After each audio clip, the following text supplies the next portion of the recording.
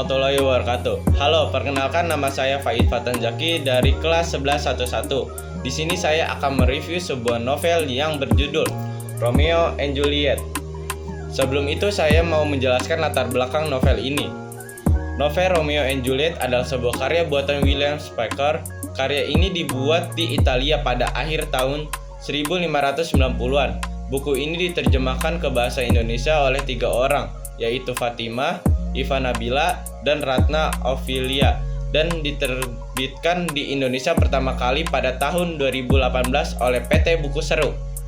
Kita beralih ke sinopsisnya. Cerita dimulai di kota Verona, Italia, di mana 2 keluarga bangsawan yaitu Montague dan Capulet bermusuhan secara turun-menurun. Pertikaian ini sering memicu kekacauan di jalanan kota. Romeo Montague awalnya sedang patah hati karena cintanya ditolak oleh Rosalim.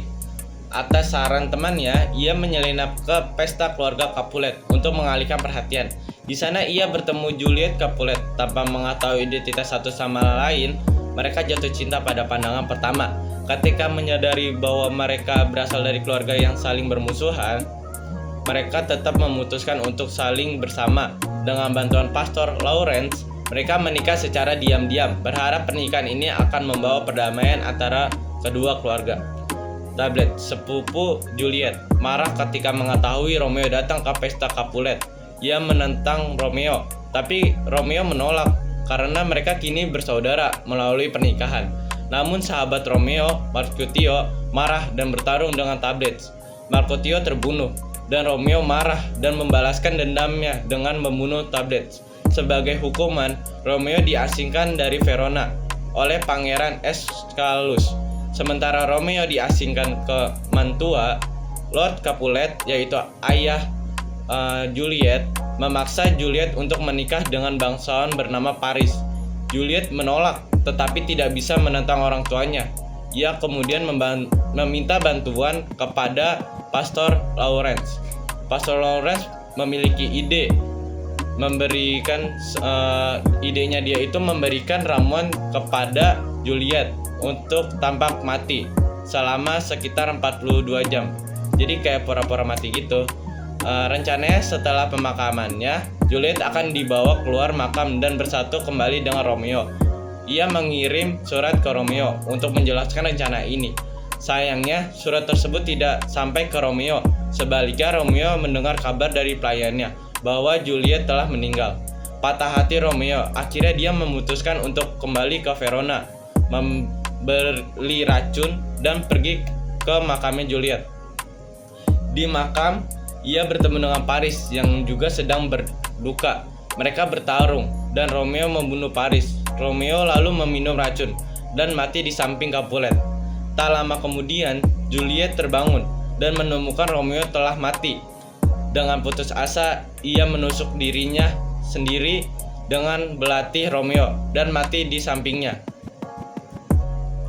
Kedua keluarga yang mengetahui kematian Romeo dan Juliet mengguncang kedua keluarganya. Montague dan Capulet akhirnya menyesal atas perbuatan mereka. Mereka berdamai dan berjanji untuk menghormati cinta tragis anak-anak mereka. Setelah saya membaca novel ini, ada beberapa cerita yang menurut saya menarik. Salah satunya yaitu di bagian Juliet meminum sebuah ramuan yang akan membuatnya tertidur. Saking setianya dia dengan Romeo, dia mengambil keputusan yang sangat berani agar dia tidak menikah dengan Paris dan tetap akan bersama dengan Romeo. Namun akhirnya ceritanya berlain. Akhirnya kandas mereka berdua.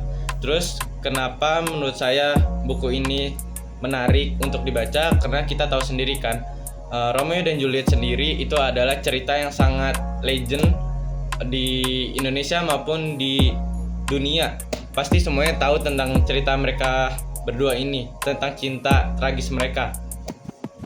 Dan review untuk saya, buku ini menurut saya 8/5, karena di buku ini sendiri itu dia bukan kayak bentukan teks, tapi dia kayak cerita teater. Jadi kayak menurut saya mungkin beberapa orang masih asing cara baca novel kayak gini, Jadi menurut saya buku ini bagus, tapi ada juga plus dan minusnya. Mungkin sekian dari saya. Wassalamualaikum warahmatullahi wabarakatuh.